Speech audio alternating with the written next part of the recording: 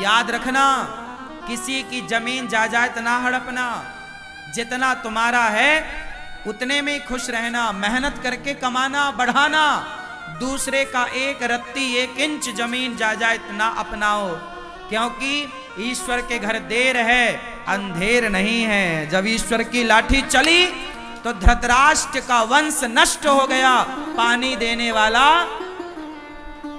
कोई नहीं बचा। ईश्वर थोड़ा God mills grind slow but sure, विश्वास रखिएगा। ईश्वर की लाठी धीरे चलती है, ईश्वर की चक्की धीरे धीरे गेहूं पीसेगी पर पीसेगी जरूर।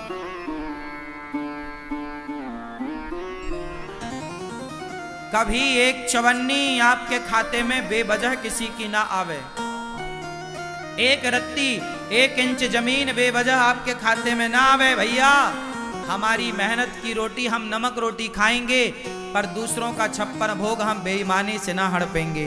हम सुखी हैं साइकिल में, हमें बेईमानी करके धन्ना सेठ नहीं बनना। हम साइकिल में ही खुश हैं, साइकिल में ही चलेंगे। पैसा कमाओ, मेहनत का कमाओ।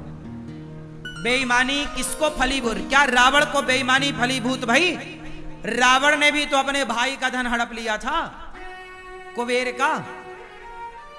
पुष्पक विमान कोई रावण के बाप का थोड़ी था, कुबेर को मिला था। भाई का विमान हड़प लिया, भाई की संपत्ति हड़प ली रावण ने। क्या हुआ? सर्वनाश हुआ। रहा न को कुल रोवनिहारा, 1 लख पूत 1.25 लाख नाती, जिसके घर पर दिया ना बाती। कोई दीपक जलाने वाला अति कभी ना करना बंदे, इति तेरी हो जाएगी। बिन पंखों के पक्षी जैसी गति तेरी हो जाएगी। भैया मेहनत करो रे बाबा, अपनी मेहनत पे भरोसा रखो। जो बनाओ जो कमाओ बलबूते बनाओ। भाई की संपत्ति क्यों हड़पना, पड़ोसियों की संपत्ति बेईमानी से क्यों हड़पना? जो अपना है वो। अच्छा सुनो, किसी की आप लो मत और अपनी एक रत्ती छोड़ो मत। जो आपका है उसे छोड़ना भी नहीं है। ऐसा नहीं कि तुम्हारे घर में कोई कब्जा कर, काहे कर लेगा भैया कब्जा? मारो, केस करो। दुर्योधन ने कब्जा कर लिया पांडवों के घर में, तो बाद में महाभारत हुआ। फिर काहे कब्जा करेगा भैया? तेरे बाप का है। अपना किसी का देखो, किसी का लो मत, किसी का 1 रुपए मत लो और अपना 1 रुपए मत छोड़ो। बात समझ में आई? रिश्ता भाई भाई का और हिसाब पाई पाई का। रिश्ता भाई भाई का और हिसाब पाई पाई का।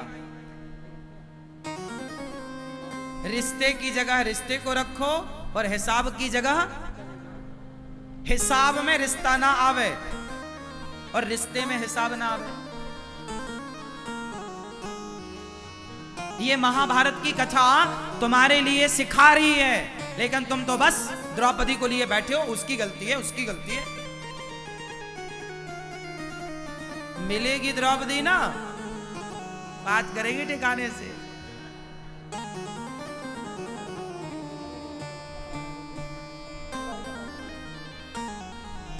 क्यों भैया?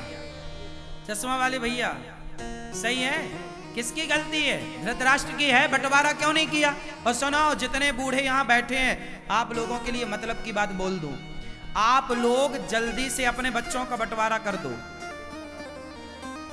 यदि आप बंटवारा नहीं कर पाए और आप यदि तय हो गए, तो आपके बच्चे आपस में लड़के मर जाएंगे। आज भारत में जितना भी भाई भाइयों का झगड़ा है, वो केवल बाप की गलती के कारण है। मर गया, बंटवारा किया ही नहीं। अब बच्चे बोल रहे हैं ये मैं लूंगा, ये मैं लूंगा। इसलिए मरने के पहले बिल्कुल बंटवारा कर दो। बाद में लिख दो, ये वाला खेत तेरा, ये दुकान तेरी, ये घर तेरा। हाँ, लेकिन मेरे मरने के बाद तुम सब अपना अपना लेना। पर जीते जी साथ में रह सकते हो तो रहो, लेकिन कर दो। क्योंकि बंटवारा प्रकृति का, राम लक्ष्मण का बंटवारा हुआ।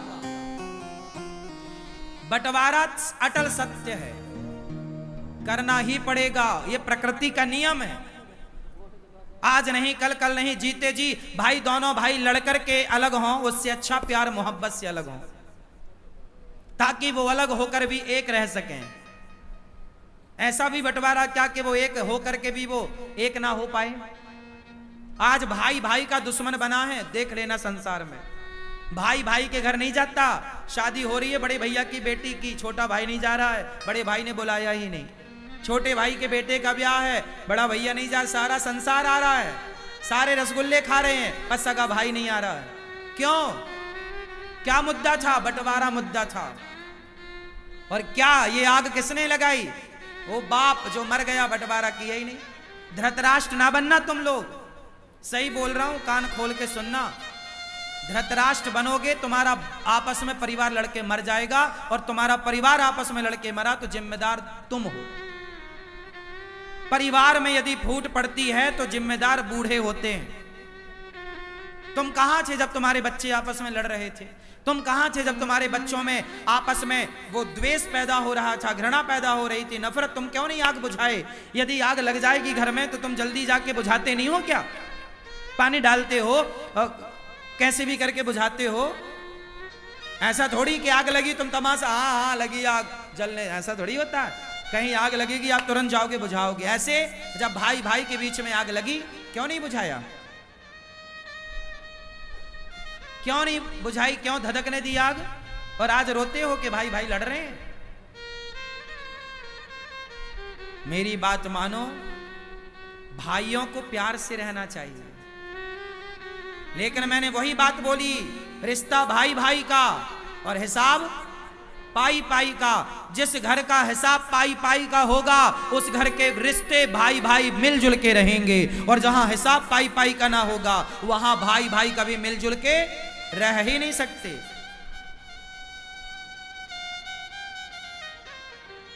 क्यों मैया, सही है कि गलत है?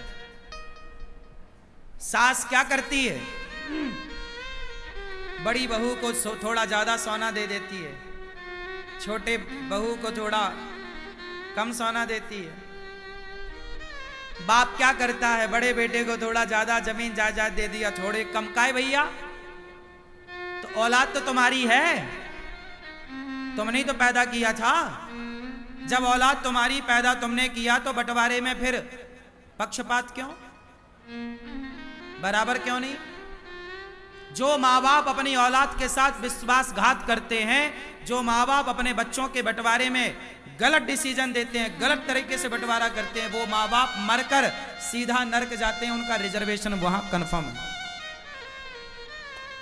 तुम औलाद देखो, गलतियां केवल बच्चों की नहीं होती कि बच्चे ही सेवा, हाँ बच्चे सेवा करें माँ बाप की, बच्चे पलकों पे रखें माँ बाप को, ये बच्चों का धर्म है।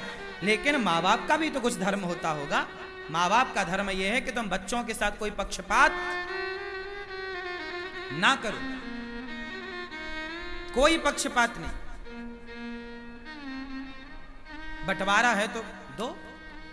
पहले के राजा लोग भी ऐसे ही करते थे, अपने राज्य के दो टुकड़े करते थे, एक हिस्सा एक बेटे को, दूसरा हिस्सा दूसरे बेटे को। राजा, अब देखो राम जी ने, पिता चले गए ना, तो राम जी ने बंटवारा किया। भाई बाप मर जाएगा तो बड़े भाई पिता की तरह होता है। यदि बाप किसी का मर जाए तो बड़ा भाई बंटवारा करे, 1 रुपया ज्यादा ना रखे भाई का।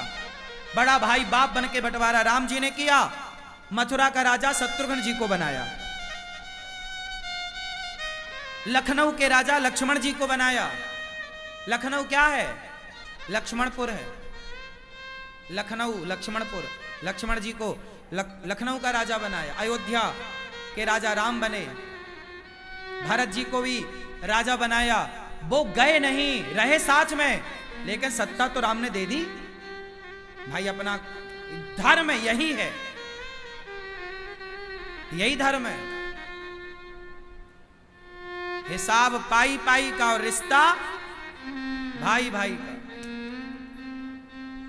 पांडवों का सही सही बंटवारा होता तो यह महाभारत की स्थिति। क्यों जी, बात सही है? तो आप लोगों ने बंटवारा कर दिया कि नहीं? कि अभी भी सब चाबियां आपके पास हैं? कुछ चाबियां दे दो बच्चों को, बेचारे वो भी कमाए खाएं।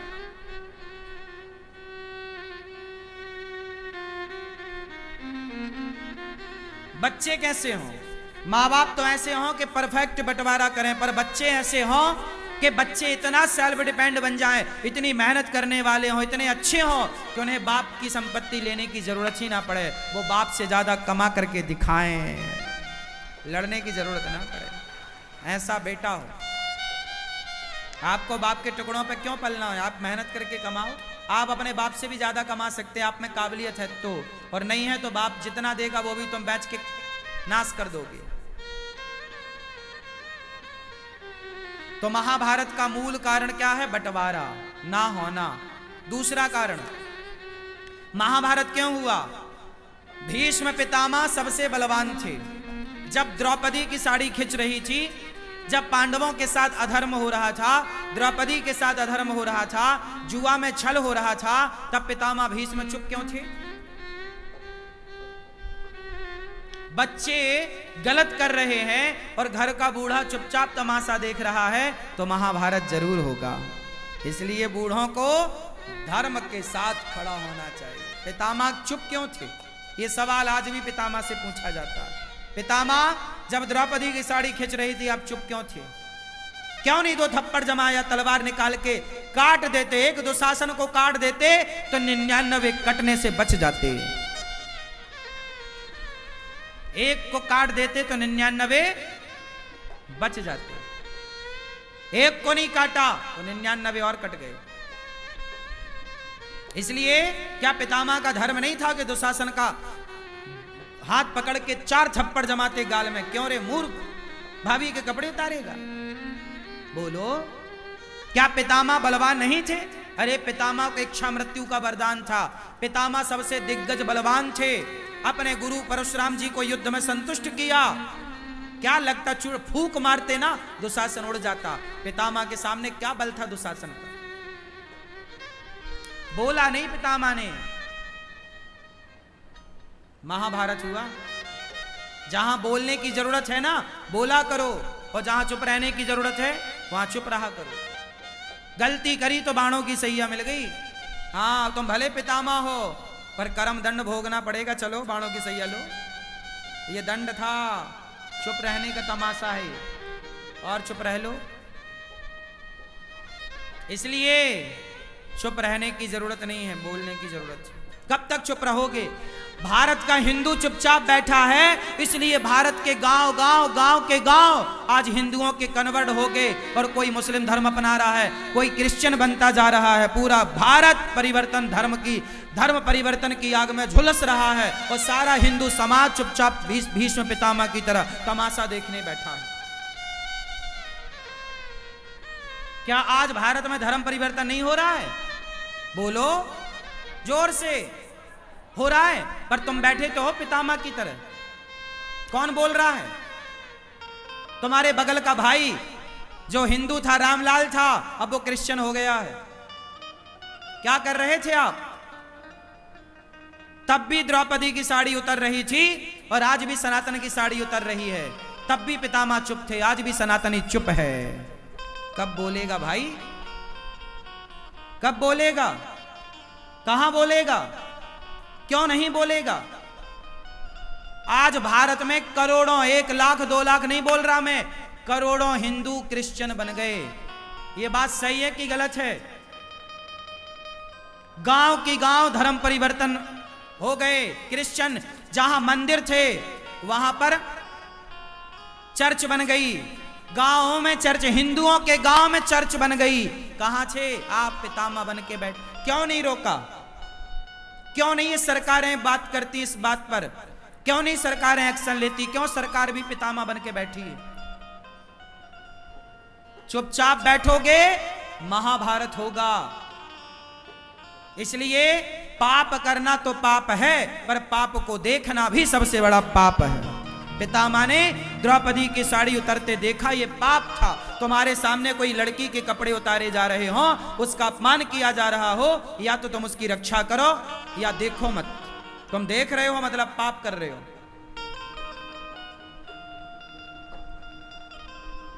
पितामह की तरह आज समाज है। तब भी पितामह चुप थे, आज का भी पितामह चुप है।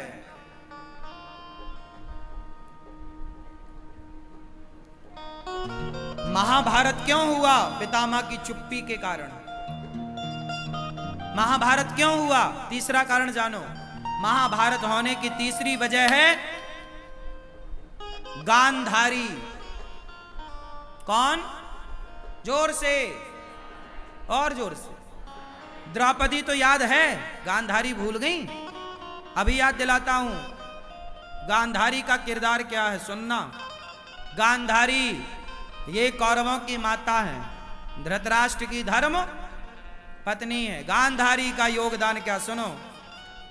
ये वही गांधारी है जब दुर्योधन पर संकट आया तो बोलती हैं कल सारे कपड़े उतार के आ जाना, मैं तुझे देखूंगी, पट्टी हटाऊंगी आंखों की, मेरी शरीर की, मेरी नजर तेरे शरीर पर पड़ेगी, तू वज्र का हो जाएगा। ये बात पता है आपको कि गांधारी ने बोला था आखिरी में कि सारे कपड़े उतार के आना, मैं तुझे देखूंगी, क्योंकि गांधारी एक पतिव्रता नारी है और वो जिसे देख लेगी तो वो शरीर उसका वज्र का हो जाएगा, कोई मार नहीं सकता।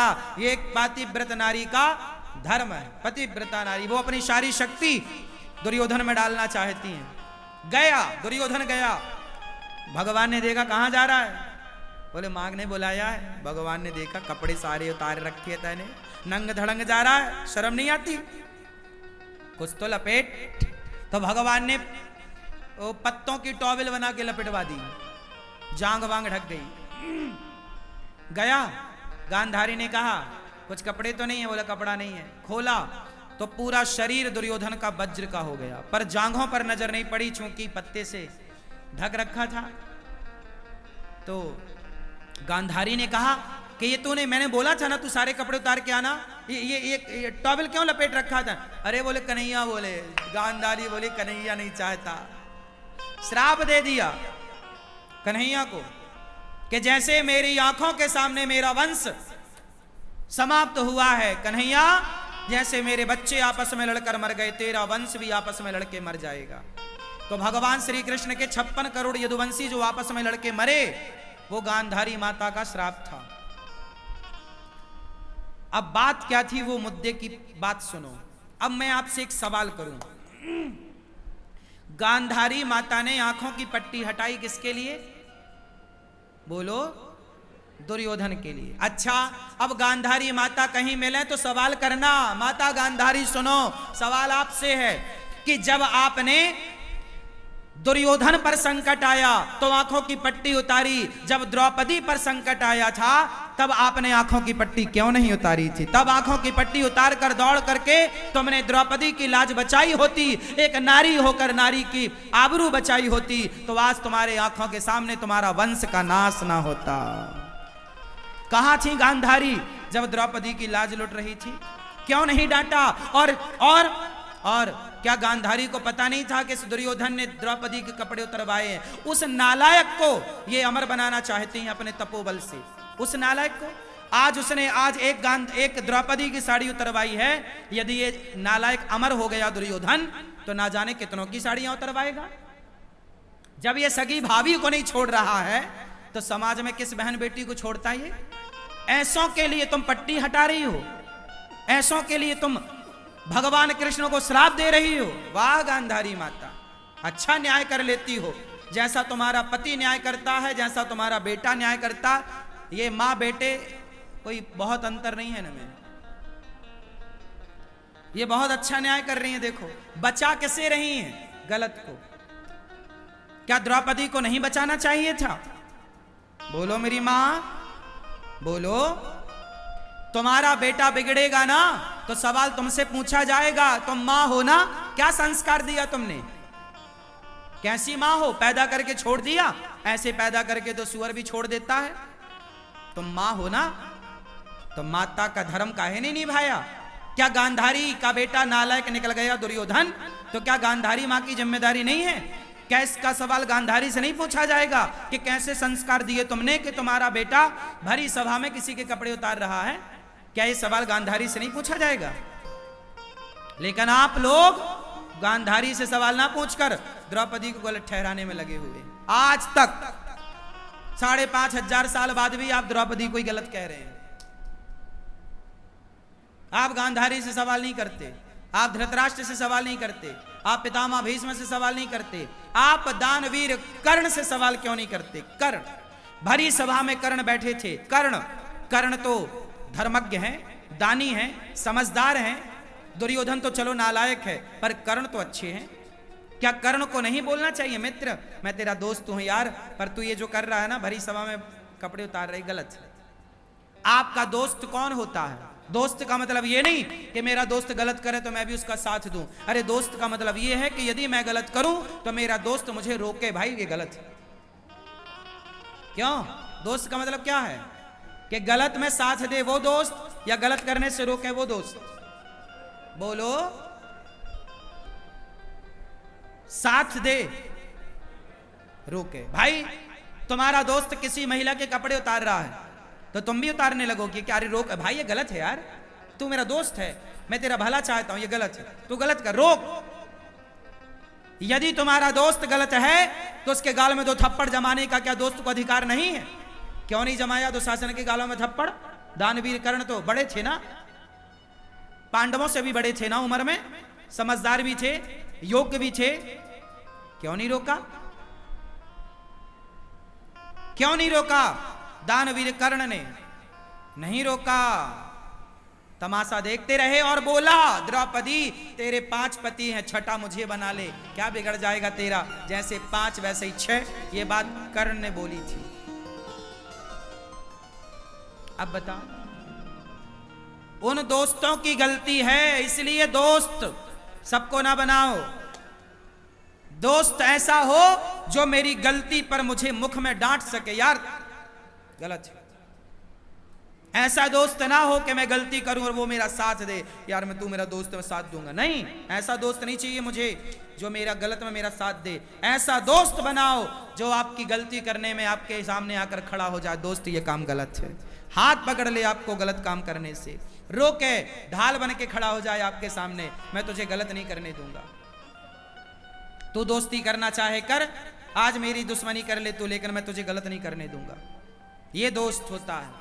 ये दोस्त नहीं होता कि अपने दोस्त को शराब पिलाने लग जाए, यार तू नहीं पीता पर मैं तो पीता हूं, तो चल तू भी पीने लग जाए। आजकल यही चल रहा है कि आप शराब नहीं पीते तो आपके दोस्त चाहते हैं कि आप भी पीने लग जाओ। ये दोस्त नहीं है, तुम्हारे दुश्मन है।